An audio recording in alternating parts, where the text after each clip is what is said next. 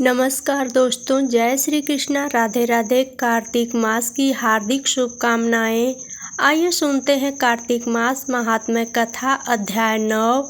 राजा पृथु ने कहा, हे मुनि श्रेष्ठ नारद जी, आपने कार्तिक माह के व्रत में जो तुलसी की जड़ में भगवान विष्णु का निवास बताकर उस स्थान की मिट्टी की पूजा करना बतलाया है, अतः मैं श्री तुलसी जी के महात्म्य को सुनना चाहता हूँ।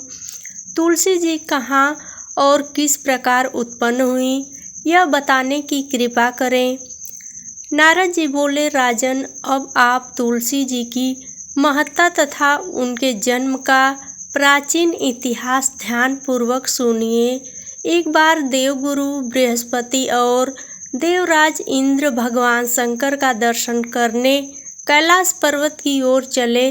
तब भगवान शंकर ने अपने भक्तों की परीक्षा लेने के लिए जटाधारी दिगंबर का रूप धारण कर उन दोनों के मार्ग में अवरोध उत्पन्न किया। यद्यपि वह तेजस्वी, शांत, लंबी भुजा और चौड़ी छाती वाले गौरवर्ण अपने विशाल नेत्रों से युक्त तथा सिर पर जटा धारण किए वैसे ही बैठे थे। तथापि उन भगवान शंकर को न पहचानकर इंद्र ने उनसे उनका नाम व धाम आदि पूछते हुए कहा कि क्या भगवान शंकर अपने स्थान पर हैं या कहीं गए हुए हैं। इस पर तपस्वी रूप भगवान शिव कुछ नहीं बोले। इंद्र को अपने त्रिलोकीनाथ होने का गर्व था।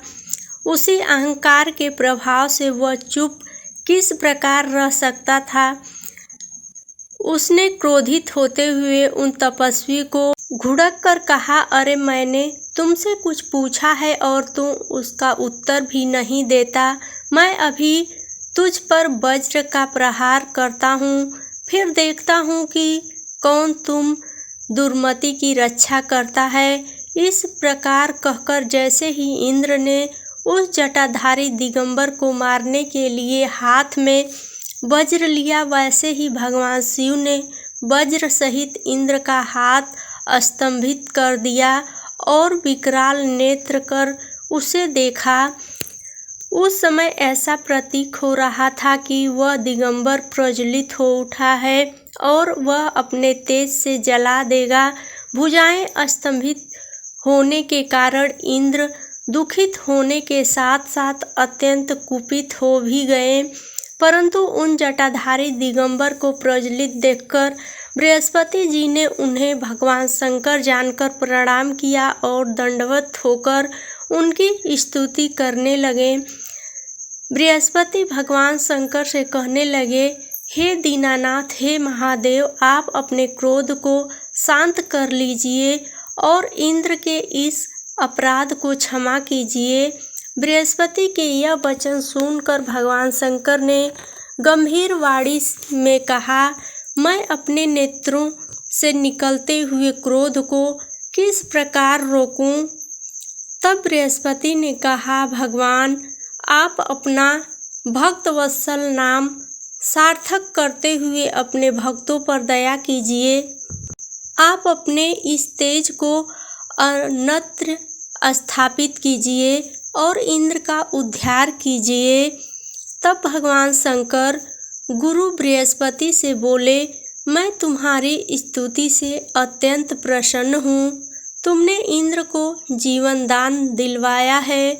मुझे विश्वास है कि मेरे नेत्रों की अग्नि अब इंद्र को पीड़ित नहीं करेगी।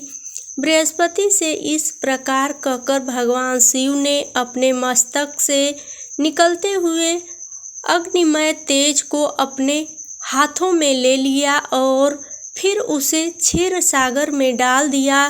तत्पश्चात भगवान शंकर अंतर्ध्यान हो गए। इस प्रकार जिसको जो जानने की कामना थी उसे जानकर इंद्र तथा बृहस्पति अपने अपने स्थान को चले गए।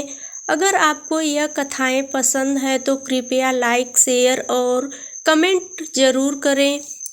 आगे की कथा सुनने के लिए हमारे चैनल को सब्सक्राइब करें। वीडियो देखने के लिए धन्यवाद।